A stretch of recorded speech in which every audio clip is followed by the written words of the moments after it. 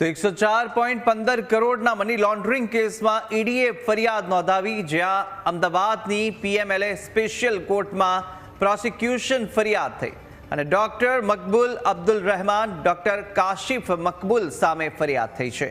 મહેશ દેસાઈ, ઓમ પંડ્યા અને મિતેશ ઠક્કર સામે PMLA act અંતર્ગત ફરિયાદ થઈ. આરોપીઓએ દેશભરમાં સાયબર ફ્રોડ કરી કરોડો પડાવ્યા હતા. ઠગબાજોએ ફરિયાદીઓ પાસેથી 104.15 કરોડ પડાવ્યા હતા અને ડિજિટલ એરેસ્ટ નકલી સીબીઆઈ, ઈડી, એસસીના નામે મોકલતા હતા નોટિસ. અને આ તરફ આરોપીઓએ નકલી પોલીસ સ્ટેશન બનાવી અને વિડીયો કોલ કરી ધમકાવતા. ત્યારે આ તરફ પીડિત પાસેથી વસૂલેલી રકમના ફેક ચલણ પણ આરોપીઓ દ્વારા ઇસ્યુ કરાતા હતા. અને સુરત એસઓજી સાયબર રેકેટે આ પર્દાફાશ કર્યા બાદ સમગ્ર કેસની તપાસ ઈડી કરી રહ્યું છે.